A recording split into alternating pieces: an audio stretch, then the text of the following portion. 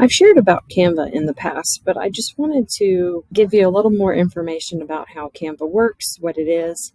Canva is a software that we have access to that your students and you can create all kinds of things, such as presentations, flyers, icons, projects, movies, anything that you pretty much can think of, you can create on Canva.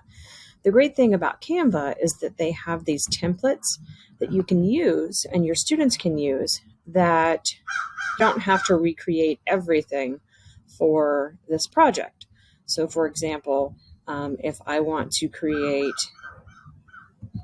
a print, I can actually take the template that they already created, change it a little bit, put my picture in there, and I've created a new project. If you haven't started using Canva already, or if you're using the free version, you can upgrade to the Canva for Education for free.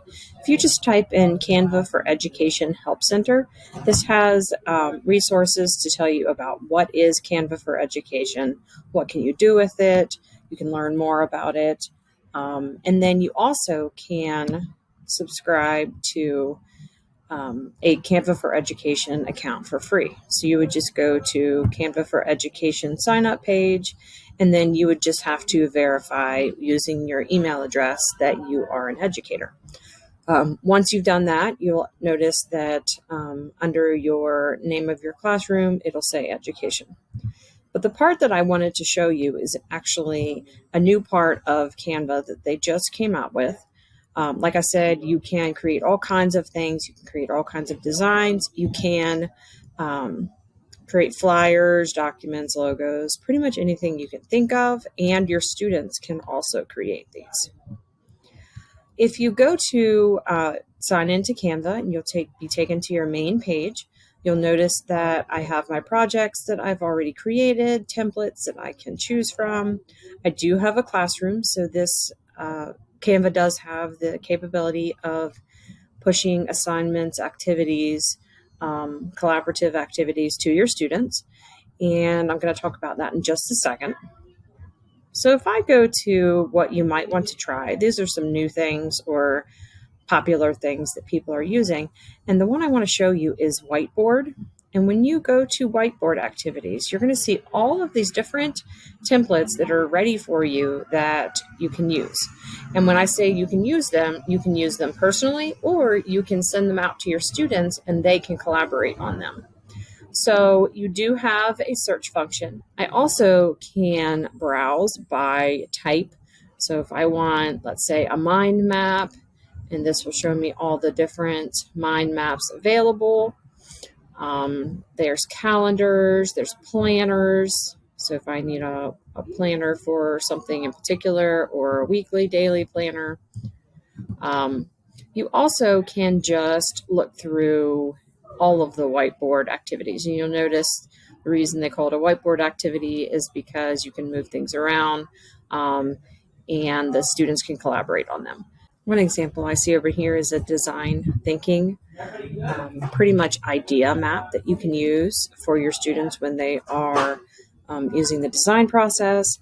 You can use this for planning for a project, meeting minutes. There's also things as planning for projects.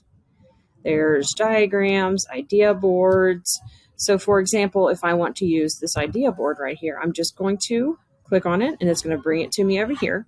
In order to make it bigger to see, I can just slide this.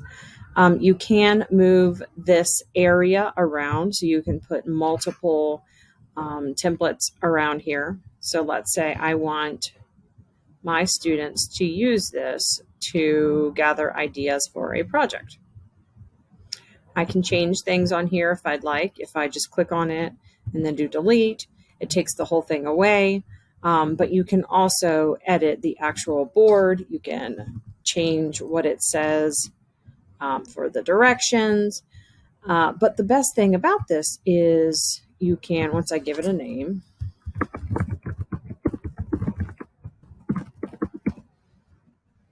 I want to share this, and I could just share this with one person. So if I know that a coworker does have Canva, I can share it with them and they can collaborate with me. I can also share it with a link, but a really popular way to share it is to link it to Google Classroom. So I want to link it, and then you decide which classroom. So let's say I want to send it to this classroom, and what kind of material do I want it? Do I want it to be an assignment, a question, an announcement? I'm going to do an assignment, and then I'm going to press go. And then I can just give it a title. So, and then give it instructions. Please use, and then this looks just like it would in a regular Google Classroom. Here is my actual idea board that is attached. And I want to send it to, I could do multiple classes at the same time. Now, I could send it to only one student, or I can send it to the whole class.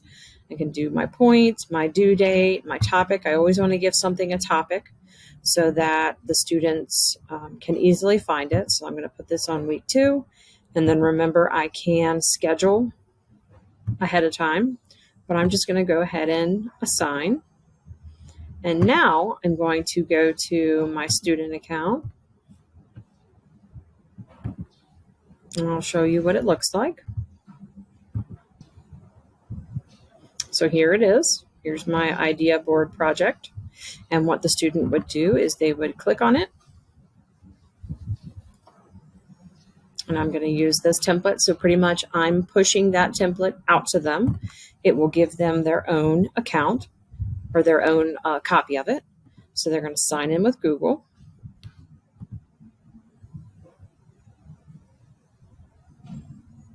And you do not have to have them sign up for Canva ahead of time.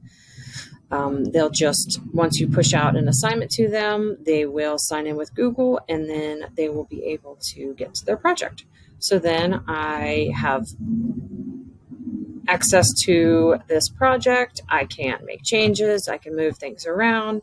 I can have 2 students at a time working on this project together.